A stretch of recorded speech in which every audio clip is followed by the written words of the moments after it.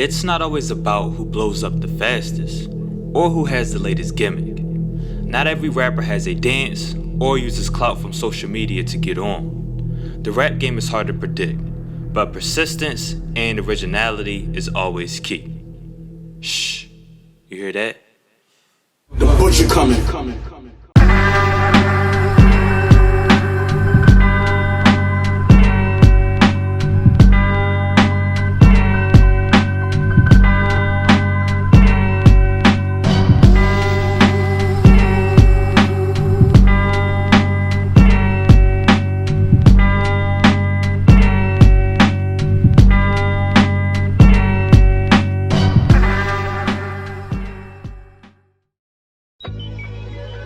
Jeremy Damon Pinnick, aka Benny, is originally born and raised in East Buffalo, New York, more specifically, Montana Ave. This is somewhat ironic since upstate New York doesn't get a lot of shine when it comes to music, especially hip-hop artists.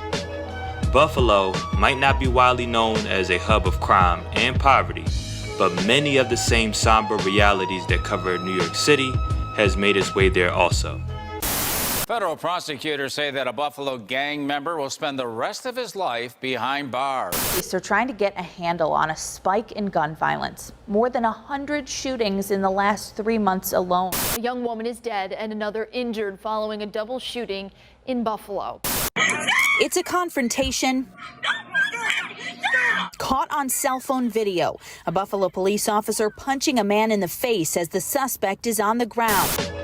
The Buffalo Mafia family controlled a lot of the drugs in the city in the late 70s and 80s. Legends like Donald Sly Green of the LA Boys had a major impact on the young hustlers.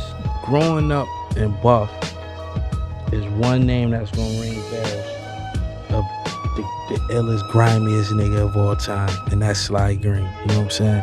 That's the boogeyman. Being one of the oldest of 8 kids, Benny's childhood was tough.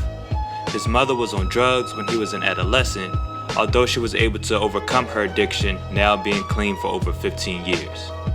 Not to add, growing up on Montana Ave, it was known for some heavy drug dealing. When you hear our stories about Buffalo, it can't confuse you because we talk about our side, you know what I'm saying? The east side, where we from, is poverty-stricken, like, you know what I mean? Just remind me like of them hoods in Detroit, them hoods in Cleveland. It's just a fucked up side of town, you know what I mean? And that's where the black people come from. Then he started dealing at about the age of 14. He went to jail young for intent to distribute, and then eventually did a long stretch at the age of 18 for 2 years. He is a man of his principles. He did his time, and most importantly, he didn't snitch. I just went right back like, that jail time wasn't enough. I didn't have no children at the time. It was like almost me being made. Or you went to the feds, you came home, you didn't tell. It was almost a good thing. While on parole, he was still in and out the streets. And through a series of lockup and releases, he also had a daughter. With 1 foot in and 1 foot out the trap, he self-released his mixtapes in the late 2000s as Benny, spelled out Benny, including The Mayor's Back and Chains Bond. Benny was locked up in Kentucky at the age of 21 years old when his brother Machine Gun Black was killed. Machine Gun Black, my brother, got killed when I was in prison.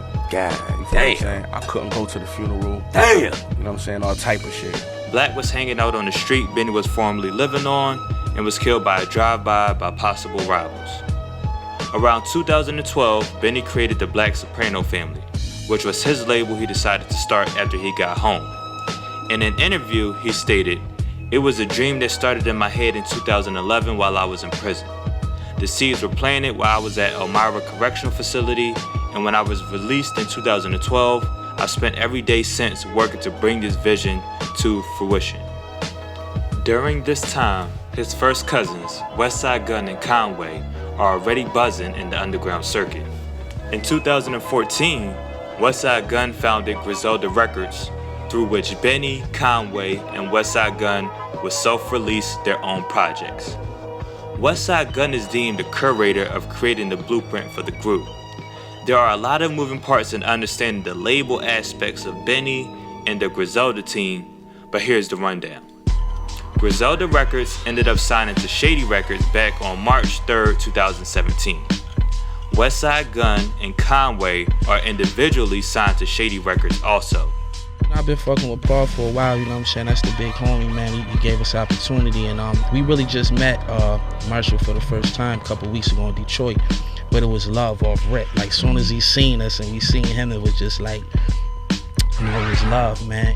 Benny is signed to Griselda Records, not Shady Records, but he considers them nothing but family. Griselda Records is Westside Gunn shit, you know what I'm saying? And I'm signed to Griselda Records. That's what I'm through. That's what my shit come through. You know what I'm saying? Like I always say, everybody at Shady is family, but my contract not over there. I'm with Griselda Records.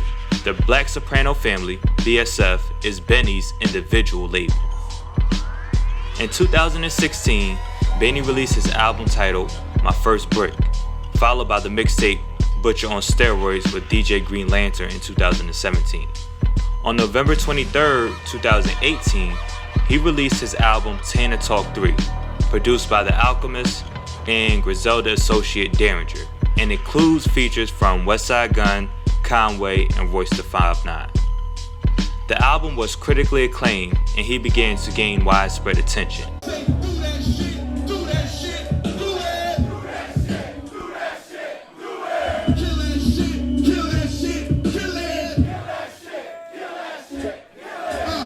On June 21st, 2019, he released the extended play, The Plugs I Met, which includes guest appearances from Black Thought, Pusha T, 38 Special, Jadakiss, and Conway the Machine. City, Westside and Conways, ain't no biggies when niggas barely 20 and rich, they all the drove Bentleys. BSF recently inked a new global deal with Entertainment One. The BSF team consists of Rick Hyde, Heen, Love Boat, Luciano, Jonesy, Flex Baby, Young World, and DJ Shay. The first such projects BSF put out was Benny the Butcher and DJ Drama presents Gangsta Grills, BSF, The Respected Sopranos, which is available as of July 2020. The Griselda Collective, Benny the Butcher, Westside Gunn, and Conway the Machine is a unified family movement built on authenticity. It's cultural, it's raw, it's viral, making the Griselda's climb both collectively and individually profound. On August 6, 2020, it was announced that Benny signed a management deal with Rock Nation. Appreciate you, love you too, boy. Real shit, man. Man. This shit right here, Yeah. you get this? Yeah. Yeah, so now when y'all see it on Benny's neck, man, that's respect. November 2020, Benny continues to amaze us on Burden of Proof.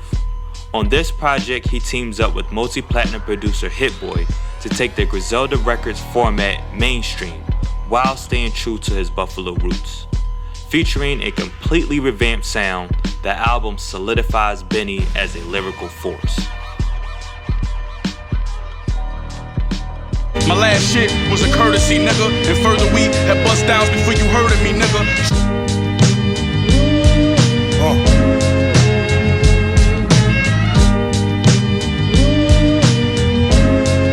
Every king will be crowned. Trust me.